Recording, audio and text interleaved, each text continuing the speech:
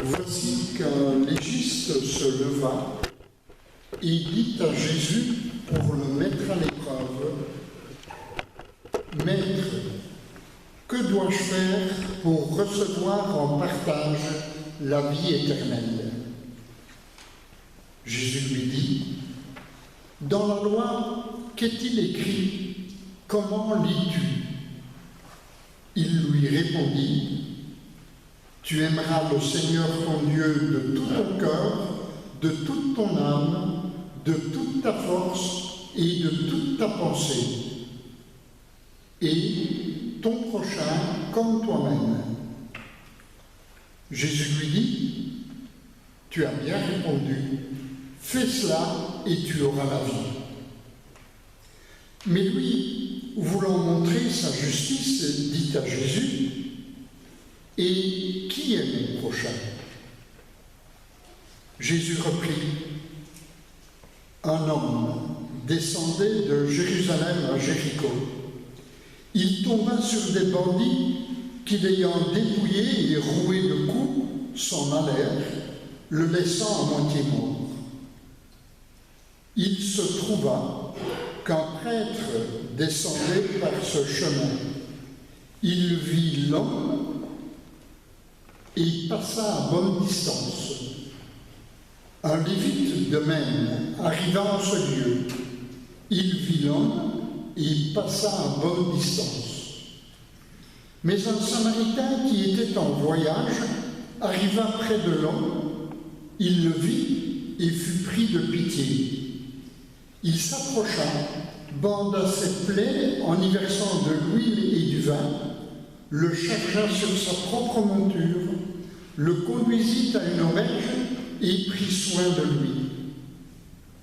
Le lendemain, tirant 2 pièces d'argent, il les donna à l'aubergiste et lui dit, « Prends soin de lui, et si tu dépenses quelque chose de plus, c'est moi qui te le rembourserai quand je repasserai. » Lequel des trois, à ton avis, s'est montré le prochain de l'homme qui était tombé sur les bandits? Le légiste répondit, « C'est celui qui a fait preuve de bonté envers lui. » Jésus lui dit, « Va, et toi aussi fais de même. » Acclamons la parole de Dieu.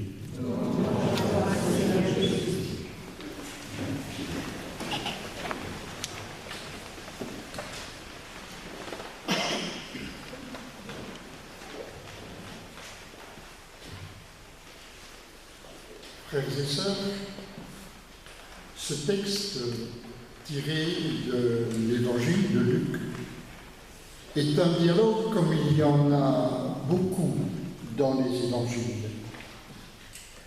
Un légiste surgit dont on sait tout,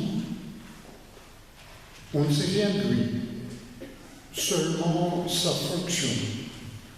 Il est un des spécialistes de la loi, que les évangiles appellent souvent scribes.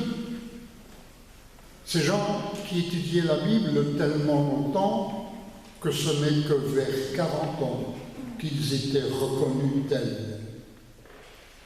Je vous rappelle d'ailleurs que chez les Juifs, tout ce que l'on devait savoir se trouvait dans la Bible. Non seulement la religion et la morale, mais même les mathématiques, l'astronomie, la biologie, toutes les connaissances étaient tirées de la Bible et de rien d'autre. Ce légiste interpelle Jésus comme un maître au sens d'enseignant. Il veut savoir, mais sa question cache mal son arrière-pensée. Il veut en réalité tester le savoir de Jésus, ce laïc itinérant qui est en train de répandre son point de vue un peu partout et qui a d'ailleurs pas mal de succès dans les foules. En fait, il veut mettre Jésus à l'épreuve comme une sorte de contrôle de ses connaissances que lui, expert, va réaliser. Sa question, en fait, est difficile à traduire dans nos langues. Je la reprends mot à mot dans le texte grec. Il est écrit « En ayant fait quoi, hériterai-je de la vie éternelle ?» S'il s'agit d'héritage, il s'agit donc de droit. Qu'est-ce qui va me donner droit à la vie éternelle? Que dois-je faire pour pouvoir l'exiger? Notez en même temps que la plupart du temps dans les évangiles, vie éternelle l'expression ne concerne pas le sort de chacun après la mort, mais concerne bien plutôt la qualité de la vie maintenant. Une vraie vie, une vie humaine, plénière, réussie, ici.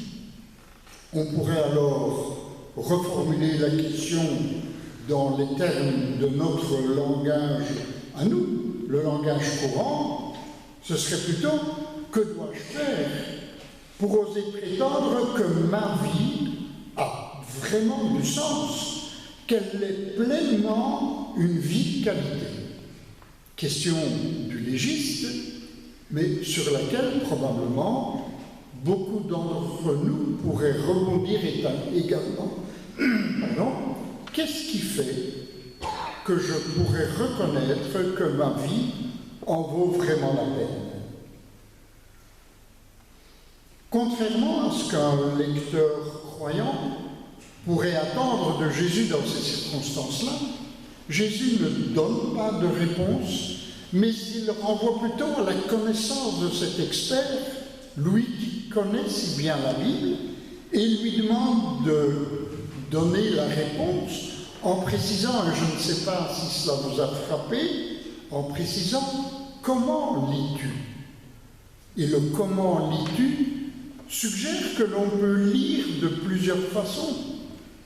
Et chacun de nous, je pense, le sait, ce n'est pas seulement la Bible, c'est tout texte qui peut être lu de diverses façons, parce que dès que nous lisons un texte, et je le fais d'ailleurs moi aussi devant vous ce soir, dès que l'on lit un texte, on l'interprète, on lui donne un sens, et un autre lecteur lui donnerait d'ailleurs un sens probablement différent, en tout cas avec des accentuations différentes. Autrement dit, le légiste va prendre sa responsabilité de lecteur de la Bible, il va choisir dans toute la Bible ce qu'il va garder comme étant la réponse, qu'est-ce qui donne vraiment du sens à ma vie. Et le légiste ne choisit pas un texte de la Bible, il s'agit bien sûr, dans notre vocabulaire à nous, de l'Ancien Testament. Le légiste ne choisit pas un texte, mais il en choisit deux. Il va, dans un livre de l'Ancien Testament, le Deutéronome, prendre une phrase, et dans un autre livre, le Lévitique, prendre une autre phrase. Or, je ne crois pas qu'il faille être un grand spécialiste pour comprendre que dès que vous rapprochez deux phrases venues de deux parties différentes de la Bible, vous leur donnez un sens nouveau. Donc le légiste n'est pas un tâcheron qui prend quelques mots et qui dit « voilà la réponse », mais qui, rapprochant deux textes, leur donne un sens nouveau. Et quel sens va-t-il chercher? Eh bien, le sens essentiel vient du mot « aimer », parce qu'à partir du même verbe « aimer », il parle de l'attitude à la fois vers Dieu et vers le prochain. Et non seulement il prend ce verbe « aimer », mais il dit « tu ». Et le légiste reprend ce « tu » adressé à lui comme à chacun de nous. Or, le légiste venait pour une discussion d'experts, pour vérifier le savoir de Jésus. Donc, il venait comme un intellectuel pour apprendre des idées. Et voilà qu'il se laisse prendre au jeu dans un tu interpellant. Et ce qu'il trouve d'abord, c'est l'amour de Dieu qui implique le cœur, mais contrairement à nous qui considérons le cœur comme le lieu des sentiments, pour les Juifs, le cœur c'est le lieu de la volonté, là où chacun décide de ce qu'il fait de sa vie. Le cœur c'est aussi l'amour de Dieu, c'est aussi de toute son âme qu'on l'a, c'est-à-dire de toute sa sensibilité spirituelle, de toute sa puissance vitale. Cet amour, c'est encore de toute sa force, c'est-à-dire de toutes ses énergies pour l'action. C'est enfin de toute sa pensée, c'est-à-dire de toutes ses capacités de conscience, de réflexion. Autrement dit, l'amour de Dieu fait l'unité de l'entièreté de la personne humaine. C'est ainsi que l'amour de Dieu joue son rôle pour une vie qui aura un sens. Mais cela ne suffit pas, parce que le aimer porte aussi sur l'amour du prochain, dont la Bible ne dit pas grand-chose probablement, parce que pour le aimer les autres, chacun de nous a la possibilité de faire l'expérience continuelle, sauf que le texte précise une chose: aimer l'autre comme toi-même. Alors là, c'est une précision extrêmement importante, parce que tout d'un coup, ce double amour de Dieu et du prochain devient un amour à trois, où il serait faux, et soyons clairs, probablement hypocrite, de dire j'aime Dieu et j'aime le prochain, mais je ne m'aime pas moi-même. Comment serais-je capable d'aimer les autres si je me méprise moi-même? Et voilà la réponse complète du légiste qui prend ces trois pôles de l'amour. Je ne m'oublie pas, je ne me méprise pas, je n'oublie pas l'autre, je n'oublie pas Dieu, mais une vie qui en vaut la peine associe ces trois pôles et passe de l'un à l'autre.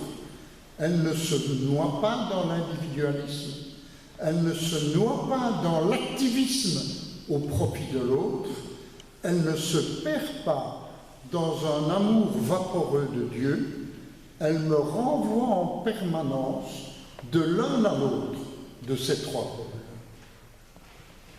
Jésus n'ajoute rien. La réponse est parfaite, ou plutôt si, il ajoute une chose. Ta théorie est parfaite. Il te manque une seule chose. Passe à l'action et tu vivras. Ne reste pas dans ton débat théorique, mais passe à l'action. Vis comme tu viens de le décrire. Ça ne doit pas être très confortable pour un grand spécialiste de se faire répondre en recevant un bon point de la part de ce prédicateur populaire. Il a besoin de rétablir son personnage devant les spectateurs du dialogue. Alors il repose une question: et qui est mon prochain? La question est courante. Nous la formulons souvent dans des termes peut-être un peu différents. On ne peut quand même pas assumer toute la misère du monde. C'est la même question. On va faire une liste, aider ses proches, oui. Oh, quelques-uns au moment d'un grand drame, oui. Mais pas tout le monde. On ne saurait pas. Et donc nous avons une réponse quantitative. Nous sommes comme devant une liste dont nous veillons à ce qu'elle ne nous déborde pas. Et j'ai un soupçon, mais c'est mon interprétation, que le légiste nous ressemble et veille à ce que la liste ne soit pas trop longue. Qui est mon prochain? Eh bien, de nouveau, Jésus ne répond pas à cette question. Donne-moi les limites de la liste. Mais Jésus va raconter une histoire qui apparemment ne répond pas à la question.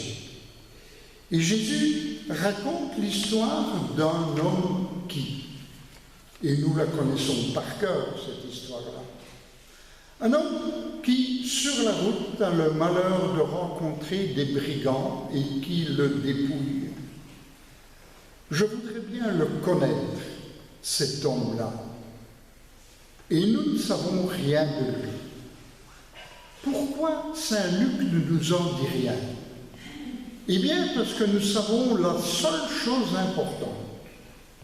Cet homme est un humain. Est-il juif ou samaritain? Est-ce un homme ou une femme? Était-il riche ou pauvre? Jeune ou vieux? Peu importe. Il y a là un humain qui est proche de la mort. Et tous ceux qui vont avoir un contact avec lui vont définir la suite de leur vie par l'attitude qu'ils auront devant cet humain qui n'a plus rien pour lui que son humanité. Rien d'autre. Des gens bien vont le rencontrer. Le prêtre et le lévite sont exactement dans le même rôle. Ce sont des personnages religieux, reconnus comme tels. Ils le voient de loin, mais s'écartent encore un peu plus. On a dit qu'il devait rester pur pour le service du temple. Désolé, ils descendent. C'est-à-dire que de la colline de Jérusalem, ils vont vers le bas, vers Jéricho. Ils ne vont pas vers le service du temple, ils en reviennent. Ils ne sont pas obligés de rester purs. Donc, eux, ce sont les gens de l'occasion ratée. En termes actuels, on les accuserait de non-assistance à personne en danger. Le Samaritain, nous ne saurons pas plus de lui que cela. C'est un Samaritain, c'est-à-dire c'est un de ces ennemis qu'on aime haïr chez les Juifs. Il est différent d'eux. Il croit en Yahvé, cela devrait les rapprocher, mais ils croient différemment. Ils ont construit un temple concurrent de celui de Jérusalem et c'est impardonnable. Entre les deux, il y a une haine très vivace au temps de Jésus. Curieusement, ce Samaritain voit cet humain et il est, dans la traduction que je vous ai lue, il est dit « il est pris de pitié ». C'est une mauvaise traduction. Le mot qui est utilisé, c'est « il est ému aux entrailles », dans un mot qui convient d'ailleurs mieux pour parler des femmes que des hommes. Et au plus profond de lui-même, il se laisse toucher. Au lieu de le voir de loin et de s'écarter encore, il se laisse toucher au plus profond de lui. Et il va arrêter le projet qui était le sien, au moins pour un temps. Il va lui prodiguer des soins, le charger sur sa monture, l'amener à l'auberge, payer les soins et s'engager. Il ne sait pas pour combien, mais s'engager pour des soins supplémentaires éventuels qu'il honorera quand il repassera. Le fait qu'ils doivent aller à l'hôtel est un signe que c'est quelqu'un de totalement étranger. Parce que ces hôtels étaient tellement misérables que tout qui avait de la famille une connaissance ou une connaissance de connaissance dans le coin évitait éviter à tout prix ces autels. De lui-même, il fait tout ce qu'il peut, et puisqu'il avait une monture, on pense qu'il était commerçant, pour se charger de cet homme-là. Et puis, il continue son voyage. Est-ce que cela veut dire qu'il met une limite? On est dans l'interprétation. Je vous propose la mienne. Je trouve qu'il ne charge pas cet homme blessé d'une trop lourde reconnaissance. Ce qui est nécessaire pour le tirer d'embarras, il le fait. Mais il respecte la liberté de l'homme blessé. Il joue le rôle nécessaire et pour le reste, il s'efface. La liberté de l'homme blessé va rester totale. À la fin de l'histoire, Jésus interroge de nouveau le légiste, mais il renverse la question. On n'est plus devant la liste, sera-t-elle longue ou pas? Mais on est devant la qualité humaine qui, dans cette histoire, dans les divers personnages cités, l'aubergiste, les brigands, l'homme à moitié mort, le samaritain, le prêtre, le lévite, qui dans tous ces personnages-là s'est montré le prochain, s'est hissé au niveau de prochain. Beau joueur, le légiste reconnaît celui qui a fait preuve de bonté en face de l'homme blessé. Et Jésus reconnaît la qualité de la réponse du légiste, et de nouveau Jésus lui dit « Va, et toi aussi fais de même ». Donc de nouveau, Jésus reconnaît la qualité de la réponse, mais la réponse ce sont des mots. On pourrait de nouveau dire c'est une théorie, mais c'est ce que tu feras dans ta vie qui sera la vraie réponse à la question posée. On peut dire que le Samaritain a aimé l'autre comme lui-même, comme on espérait être traité par quelqu'un qui nous rencontrerait dans ces conditions-là. C'est ce qui s'est passé, c'est le principe que le légiste avait été cherché dans l'Ancien Testament et qui vient d'être appliqué ici. Autrement dit, le Samaritain a pu se hisser au niveau de cet amour dont le légiste avait dit l'idéal qu'il devrait être.